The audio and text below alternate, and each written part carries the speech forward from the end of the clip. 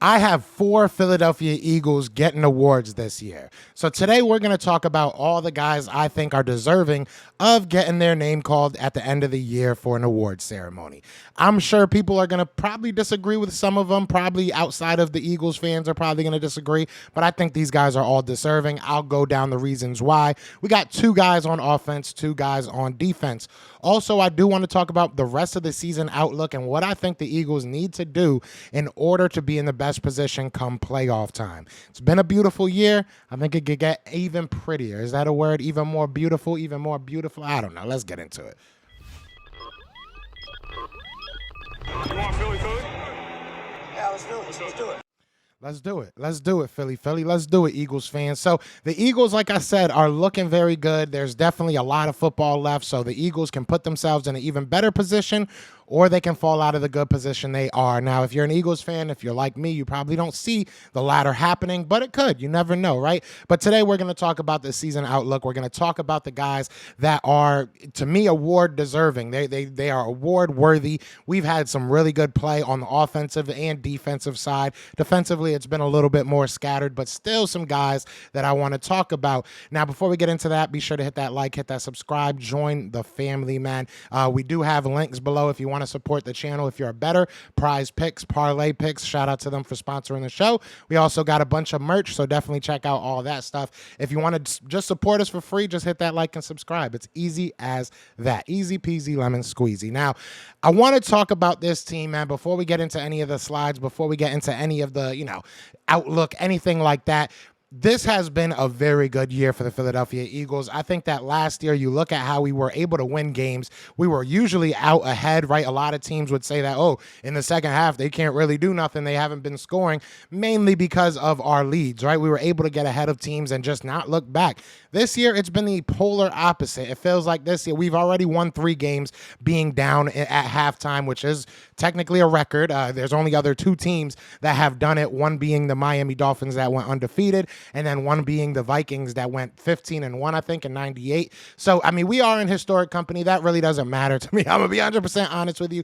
Obviously, only one of those teams won the Super Bowl with that. So, it doesn't matter to me, but it is interesting because the Eagles have showed grit. The Eagles have showed that they can fight back and come back from behind and still win games. So this has been a year that really shows you who this team is. And, I think they say it all the time, but this team is very resilient. And I think that's the best way to put it. So it's been a lot of fun to watch these Eagles games, maybe a little bit heart-wrenching, maybe a little bit anxiety-ridden, but it has been fun. So I want to get into first what I think the Eagles can do, or Eagles should do, for the last 8 games of the season to put themselves in a really good position. So this is the season outlook so far. I think the Eagles are in position to win 5 of the last 8 games. Now, maybe this is a little bit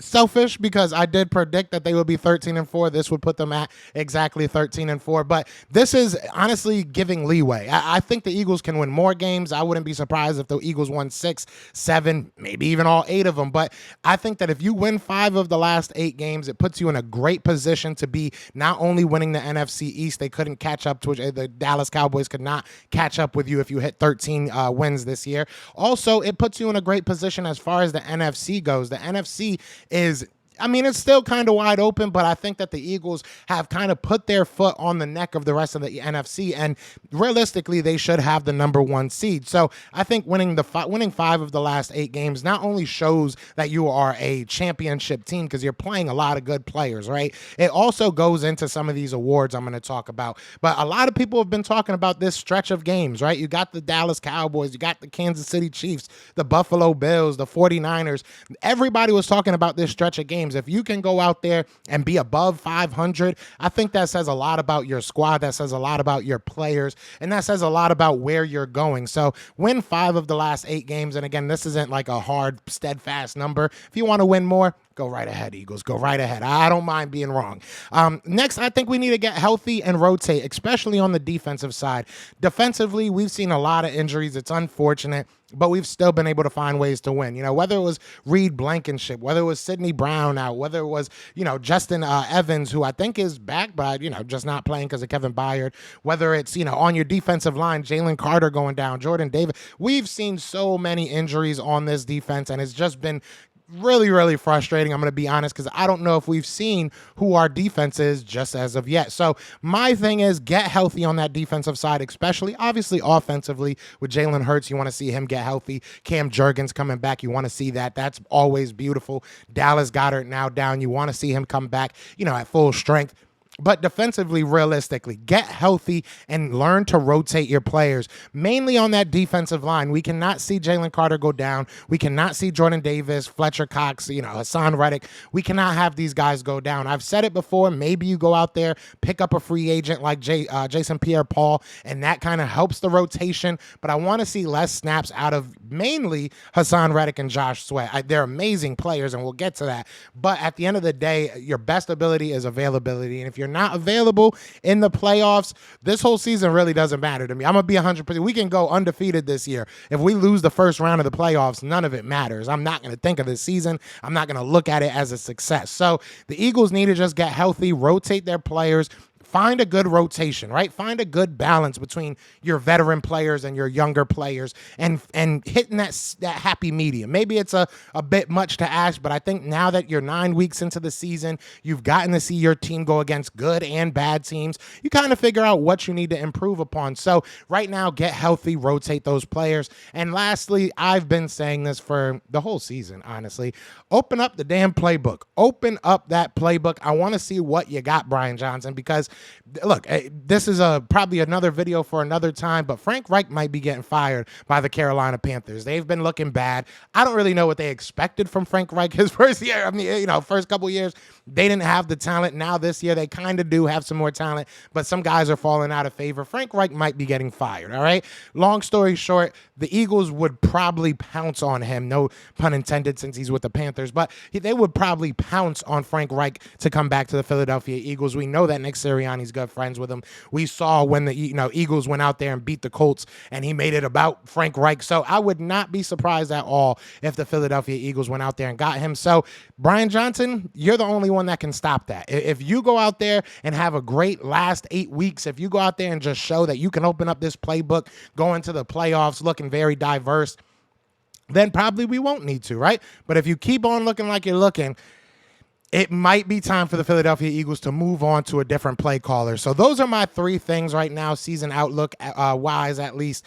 And now I do want to get into some of these players, man, because like I said, man, I think that we have some really good players that deserve some attention, deserve some flowers in the way of awards. We're going to start with the defensive side of the ball. Now, the defensive player of the year might surprise you. I'm going to be real with you, but we're going to start with rookie of the year. I think we all can agree there. Jalen Carter has been playing outside of his mind. Zach Martin, Dallas Cowboys, all-pro, all-world guard, even said, how the heck did they get you here in Philly? So we got blessed, guys. It is what it is. I didn't have to tell you guys that. You guys knew that. You guys know I was at the draft. I worked the draft and everything. When I knew that he was getting drafted, I knew probably like 2 picks before because we were getting told that there was some trades about to happen. But when we found out that Jalen Carter was going to get signed, shout out to my guy, Devin, we were literally hyped. We were sitting there like, I was sitting there with Devin Jackson. I was sitting there with Tuck, with Jay Tuck, a Cowboys fan, and he just looked at me like, I can't believe y'all about to pull this off. We did. He's everything we thought he would be and a little bit more. Jalen Carter has looked amazing. Now, I'm going to be real with you. If Christian Gonzalez wasn't hurt, if, Devin Witherspoon didn't start off a little bit later, I would, there's a couple guys. I won't say a lot, but there's a couple guys you can make an argument for. There's been a very good surgence of rookies this year, and I think it's going to be a great battle. I just think my guy deserves it. Jalen Carter has been available, and he has been dominant in a lot of games. I know a lot of people are going to bring up the Dallas Cowboys game where he had a good battle with Tyler. I don't think that he got manhandled. I think that he had a great battle. Still, I believe was able to get off a sack.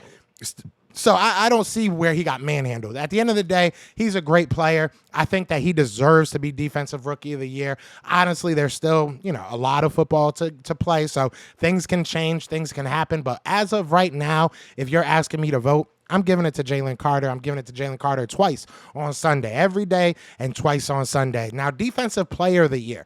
I was in between. I'm going to be real with you. I was going to give it to Eli Ricks. No, I'm kidding. But no, look.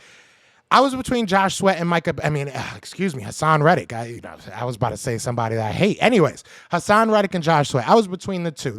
Josh Sweat is leading the league right now in pressures. I believe he's at 50.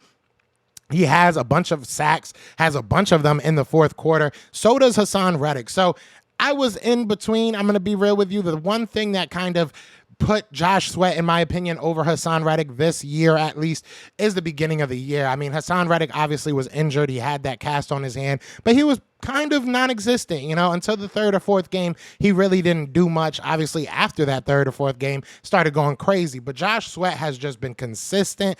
I've said it before. He is playing a lot of snaps, but he has been nothing but productive in those snaps. The Josh Sweat sack to finish off that Dallas game was huge, was absolutely huge. I know the defense did not play well that game, but they won that game in the end, and that's huge, and it was partly due to Josh Sweat's sack. Obviously, Brandon Graham had a big one. There was a lot of big plays from the defense at the end of that game, which I think kind of went unnoticed and untalked about, but it's fine. It is what it is. We won the game. Let Cowboys fans cry about it now, right? But Josh Sweat, to me, defensive player of the year right now. I love what he's doing. I truly do love what he's doing.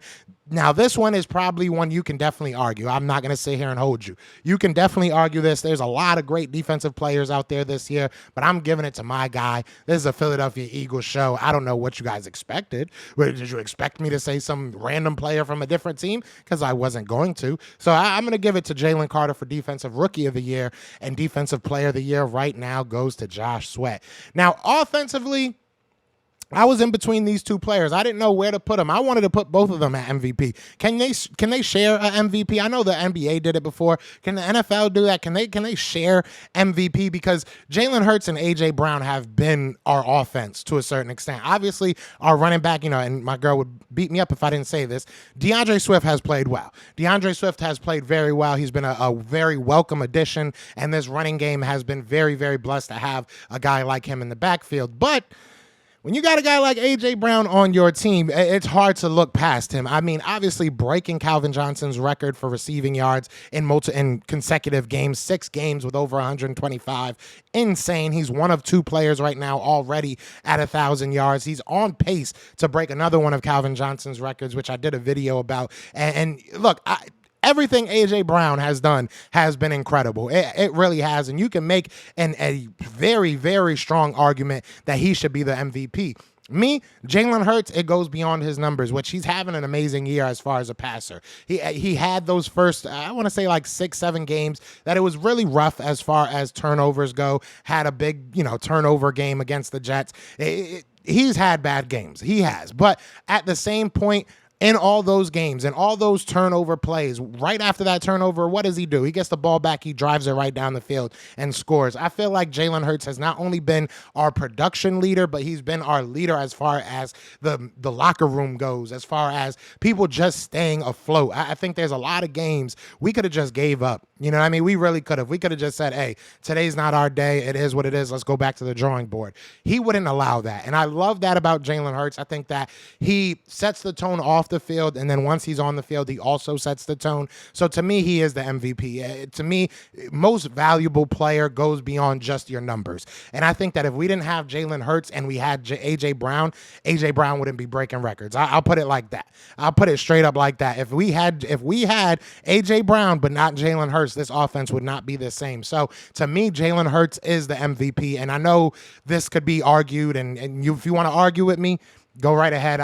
Maybe I'll read one of your comments in the next video and we'll talk about it. Offensive Player of the Year, A.J. Brown. Do I got to say more? Do I have to say more? You can make an argument for Tyreek Hill. I'm not gonna. I want A.J. Brown as my Offensive Player of the Year. I know people are going to say, oh, this is biased. You're just saying it because they're Eagles fans. And what?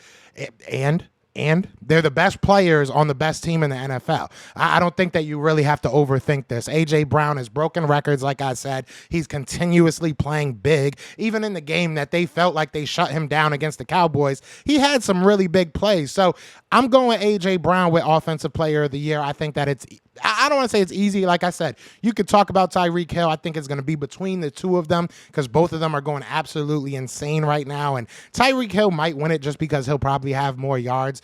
I don't know. We'll see what happens. Again, I think that your team's success should have something to do with it, right? If you're an MVP, I don't see an MVP being on a 5-11 team or 5-12 team. So, I think that A.J. Brown and Jalen Hurts are the best players on the best team right now, so they deserve it. Simple and plain. I mean, I don't have, I could sit here and numbers you to death, right? I could sit here and tell you all the numbers. I could sit here and tell you what cleats they wore in certain games. To me, that doesn't matter.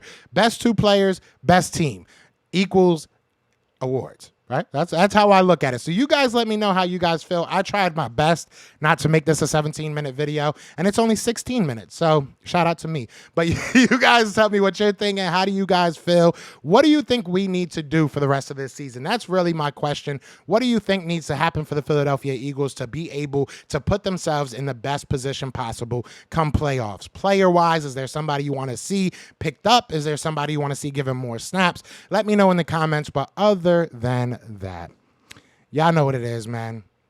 Y'all know what it's going to be. Fly, Eagles, fly. And I need to get this coat off because it is not cold in my house, and I'm about to start sweating. Peace! Everywhere. This is for you. Yeah. Fly, Eagles flying. You on the team. Touchdown. Time to get Jalen this ring. You don't really want to start a thing. This a bird gang nation, baby. It's a Philly thing. Hater. And you looking like you type trash. I'm just here cool with Philly the podcast. And we can call a man dog. Or watch Miles score off the handoff. Rest of the division, your man saw Jackson like Sean, hunting like Randall. Season here, early time to do 'em in. Your boy Philly Fresco, thanks for tuning in.